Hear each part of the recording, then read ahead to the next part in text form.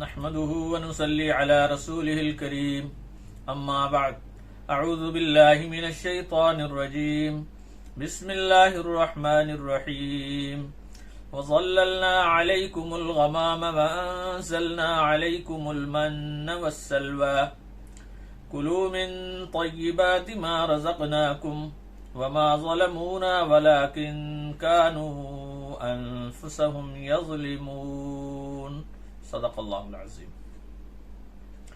اور ہم نے تمہارے اوپر بادل کا سایہ کیا، من اور سلوہ نازل کیا، اور کہا گیا کہ ہم نے تمہیں جو پاکیزہ چیزیں دی ہیں ان میں سے کھاؤ۔ اس کے بعد انہوں نے ہمارا تو کچھ نہیں بگاڑا، البتہ وہ اپنے ہی نفسوں اور جانوں پر ظلم کرتے تھے۔ میرے محترم ناظرین و سامعین، السلام علیکم ورحمۃ اللہ وبرکاتہ۔ یہ سورہ بقرہ کی آیت نمبر 57 ہے۔ بنی اسرائیل کا اصل وطن شام، کنعان اور فلسطین تھا۔ یہ سارا ایک ہی علاقہ تھا۔ حضرت یوسف علیہ السلام کے زمانے میں حضرت یعقوب علیہ السلام اور ان کے تمام بیٹے کنعان سے مصر آ گئے تھے۔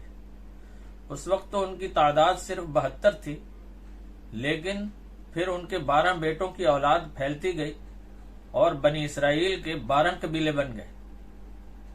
عمالقہ کا دور حکومت تھا، جنہوں نے اس پورے علاقے پر قبضہ کر رکھا تھا۔ عمالقہ نے نافرمانیوں اور بدکاریوں کی انتہا کر دی تھی، اس لیے بنی اسرائیل کو ان سے جہاد کر کے اس سرزمین کو آزاد کرانے کا حکم دیا گیا۔ بنی اسرائیل نے صاف جواب دے دیا اور جہاد کرنے سے انکار کر دیا۔ جہاد سے انکار کی سزا ان کو یہ دی گئی کہ ان کو 40 سال تک وادی تیہ میں تیہ کے ریگستان کی خاک چھاننا پڑی۔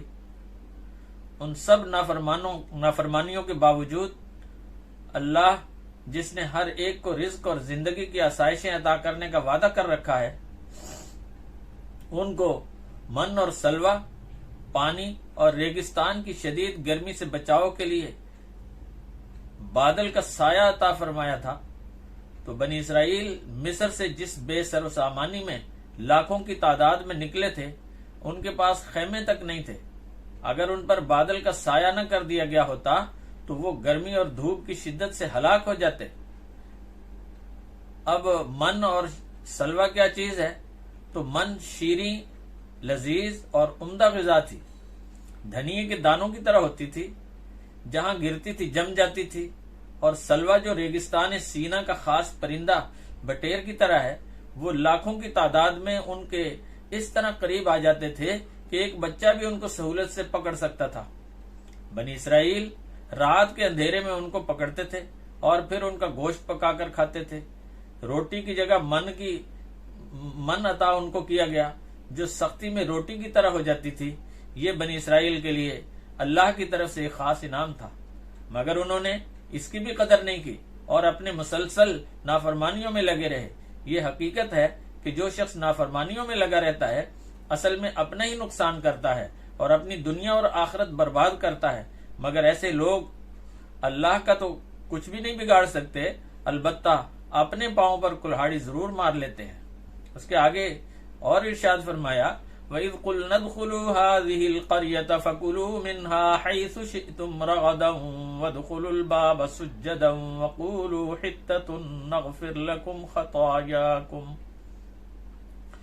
وَسَنَزِيدُ الْمُحْسِنِينَ فَبَدَّلَ الَّذِينَ ظَلَمُوا قَوْلًا غَيْرَ الَّذِي قِيلَ لَهُمْ فَأَنزَلْنَا عَلَى الَّذِينَ ظَلَمُوا رِجْزًا مِّنَ السَّمَاءِ بِمَا كَانُوا يَفْسُقُونَ۔ اور جب ہم نے ان سے کہا کہ اس بستی میں داخل ہو جاؤ، جہاں سے چاہو بے تکلفی سے کھاؤ، مگر دروازے میں جھکے جھکے داخل ہونا، اور زبان سے کہنا حتتن یعنی الہی توبہ، ہم تمہاری خطاؤں کو معاف کر دیں گے اور اچھا طریقہ اختیار کرنے والوں کو ہم اور فضل و کرم سے نوازیں گے۔ اس کے بعد ان ظالموں نے اس بات ہی کو بدل ڈالا جو ان سے کہی گئی تھی، پھر ہم نے ان ظالموں پر آسمان سے ان کی زیادتی کی وجہ سے عذاب نازل کیا۔ یہ سورہ بقرہ کی آیت نمبر 58 اور 59 ہے۔ ملک شام کی ایک ایسی بستی جس کا نام اس زمانے میں یریحو تھا، جسے آج کل اریحا کہتے ہیں، بڑی خوشحال بستی تھی۔ اس بستی والوں کو زندگی کی تمام سہولتیں اور راحتیں حاصل تھیں۔ سرسبزی اور شادابی، پھلوں سے لدے ہوئے باغات اور کثرت سے پانی اللہ تعالیٰ نے عطا فرمایا تھا، مگر وہ زندگی کی ان راحتوں میں پڑھ کر اللہ سے اور آخرت سے اس قدر غافل ہو چکے تھے کہ جھوٹ، فریب اور دھوکہ دہی ان کی زندگی کا معمول بن کر رہ گیا تھا۔ بدکاریاں عروج پر پہنچ گئی تھیں۔ بالآخر اللہ کا فیصلہ آ گیا، طرح طرح کی بیماریاں پھیل گئیں اور دیکھتے ہی دیکھتے 24,000 انسان لقمہ اجل بن گئے۔ بنی اسرائیل کو حکم دیا گیا کہ تم اس بستی میں داخل ہو جاؤ، فتح تمہارے قدم چومے گی، لیکن یہ بات یاد رہے کہ جھکے جھکے داخل ہونا اور متکبروں کی طرح اکڑتے اور اتراتے ہوئے داخل نہ ہونا، بلکہ عاجزی اور انکساری کے ساتھ اس طرح جھکے جھکے داخل ہونا کہ تمہاری زبان پر گناہوں سے معافی کے کلمات ہوں کہ الہی توبہ، الہی میں معافی مانگتا ہوں، یہ کلمات آپ کی زبان پر ہونی چاہیے۔